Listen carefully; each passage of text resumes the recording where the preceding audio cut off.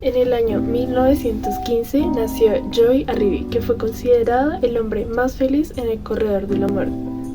Joe fue a la escuela pública solo un año para luego a los 10 años ser admitido en la escuela estatal para capacitación y hogar para personas con discapacidades mentales, ya que él no era capaz de realizar actividades normales. En esta escuela le hicieron la prueba de Binet-Simon, en el que decía que Joe no era capaz de repetir 4 números seguidos, hablaba con frases que eran poco comprensibles, y a medida que aumentaba la dificultad de esta prueba, Joe no contestaba nada, diagnosticando que él aproximadamente tenía un coeficiente intelectual de 46.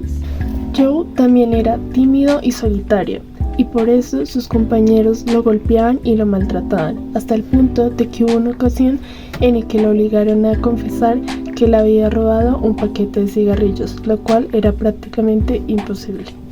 En 1936, Joe se fugó de la institución y no se supo de él hasta agosto de ese mismo año, en el que fue arrestado por vagabundear en Wyoming.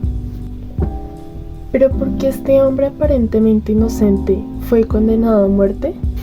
En la noche del 15 de agosto de 1936, pasada la medianoche en Pueblo, Colorado, Dorothy Drain fue encontrada muerta por sus padres en un charco de sangre a causa de un golpe en su cabeza.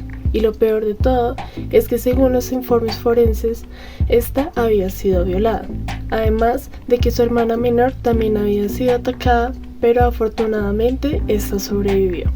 El ataque a las hermanas Drain se convirtió en un caso mediático en Colorado, que puso en la mira a 2 hombres de aspecto mexicano gracias al testimonio de 2 mujeres que alegaban haber sido atacadas cerca de la casa de los Drain. Policía logró atrapar a un hombre llamado Frank Aguilar como uno de los 2 hombres sospechosos en el asesinato, pero el otro hombre no había sido encontrado, poniendo a la policía en una gran presión por encontrarlo. Es ahí donde el comisario George Carroll supo de un joven de 21 años que había sido arrestado cerca de la estación de ferrocarril de Wyoming, a 355 kilómetros de los hechos. Joe fue sometido a interrogatorios donde, debido a su capacidad limitada para entender la situación y su alta sugestibilidad, fue presionado psicológicamente para confesar un crimen que él no cometió.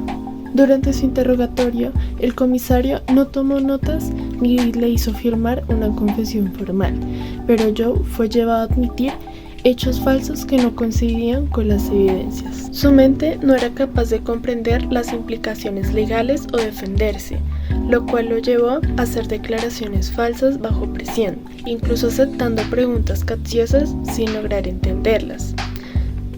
Además de que Joe también era ignorante a detalles del asesinato, sino hasta que se las decían, como que el arma homicida había sido un hacha. Su juicio fue rápido, y a pesar de que la defensa apeló que Joe no tenía la capacidad para defenderse, dar una confesión válida o diferenciar el bien del mal, el 17 de abril de 1937, Joe fue declarado culpable, siendo cómplice del asesinato de Dorothy Drain. Un alcalde llamado Robert simpatizó con Joe, llevándole así regalos y juguetes, en el que este mismo en la Navidad de 1938 le regalaría un tren de juguete, que incluso cuando se declaró la sentencia de muerte de Joe y este se enteró de esto, no le importó y solamente se interesó en jugar con su tren.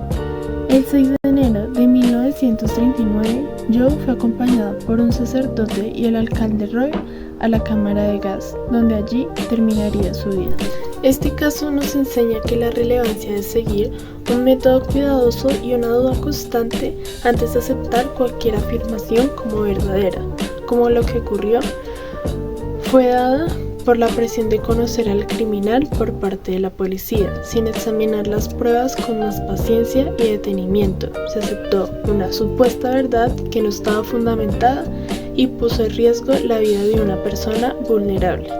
Además de que se pasaron por alto detalles cruciales, como la capacidad intelectual de Joe, las faltas de pruebas sólidas que lo vincularan con el crimen y las contradicciones que aparecieron durante el proceso judicial.